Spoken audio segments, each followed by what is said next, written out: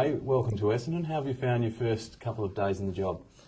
Justin, very full on. I stepped straight in on Friday, and I've been very encouraged by the enthusiasm and the energy of the team here, and it was nice to have a win on Saturday too.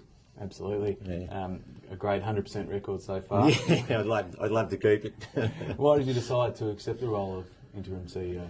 I'd finished up with the Tats Group sort of earlier this year, and looking around at potential opportunities, and with the background I've got in sort of business administration, entertainment, governance, when the opportunity was put before me to come to Essendon, it was one that I was very pleased to take with that skill set. And can you tell us a little bit more about your professional background?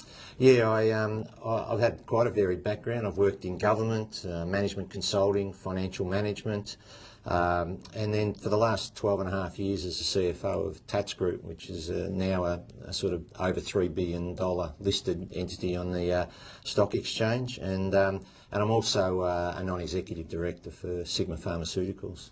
And whereabouts did you grow up? Where did you spend your childhood? Actually, grew up not far down the road at Oak Park, and played football in the area in Essendon District for Strathmore, both junior and senior footy, and a life member of Strathmore actually, and then played 3 years of VFA football in those days with Brunswick.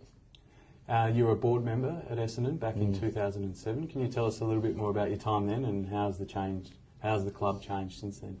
Yeah, I was on the board for that year and enjoyed it immensely. It's amazing to see the growth in the football department, in the administration, in the club more generally, and it's just a much more bigger business now than it was then. But enjoyed that time, and looking forward to it now. And your son Jack's playing some great football for Hawthorn. Can you tell us a little bit about your family?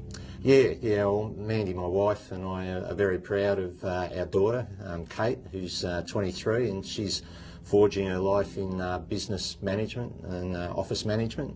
And yeah, Jack, 21, who's playing with Hawthorn now. He's for the last couple of years, and but he was originally drafted to Adelaide, where he was for 2 years. So yeah, very proud of everybody. Might be an interesting night for you when we play Hawthorn later in the year. Yeah, that'll be a tougher one for me. I might just have to sit on my hands that night, I think.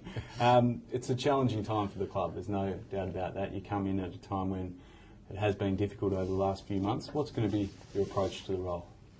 Well, even though I've come in as an interim CEO, I'm not going to be warming the seat. As you said, it's a challenging time, and there's a lot to be done. My role is and approach is to build on the strengths of the club, the very many strengths that perhaps are getting hidden a bit by the current events. But as I said, I'm really encouraged with what I've walked into in terms of the people and what we've got, and the high performance centre and those sorts of things, which are all really positive going forward. But I've also got to deal, obviously, with some of the issues around the Siskowski report and the AFL and the SADA investigation. So a bit of all of that I'm going to deal with. You are an Essendon person. You've been a member for 35 years, grew up in the area. You're confident that you can do the role without being conflicted in any way? Yeah, look, Justin, I've been brought into the club because of my professional skills and my and the skills I talked about earlier that I have, and my mandate is for improvement and to deal with the issues that are there. So it's not a conflict. I mean, in fact, the role is to align all of those skills with what we need to do to go forward to make the club better and stronger going forward. So I'm very comfortable that it's all about alignment, not about conflict.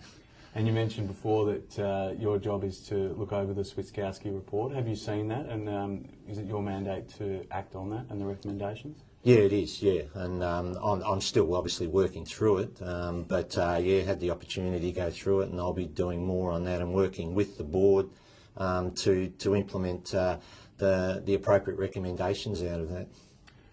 Your key priorities for the next few months, what are they as the interim CEO?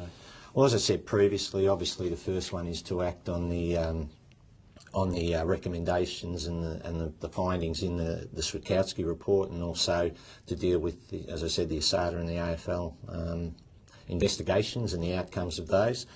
It's also to which is a much more pleasing aspect, is to oversee the move to the High Performance Centre later in the year, which is a huge asset for the company and for the business and the club, and something we're looking forward to. And at the same time, ensuring everything continues to run in a very capable fashion it is, and maintain what is a really strong financial position for the club going forward. Excellent. And will you be putting your hat in the ring for the CEO position when the club begins the recruitment process? I certainly would. I'd like to think that's what is ahead of me, and look forward to the opportunity, Justin. All right, it's great to have you on board, and I'm sure on behalf of everyone in the Essendon family, they'd like to say welcome, and we look forward to working with you. I'm looking forward to it. Thanks, Justin.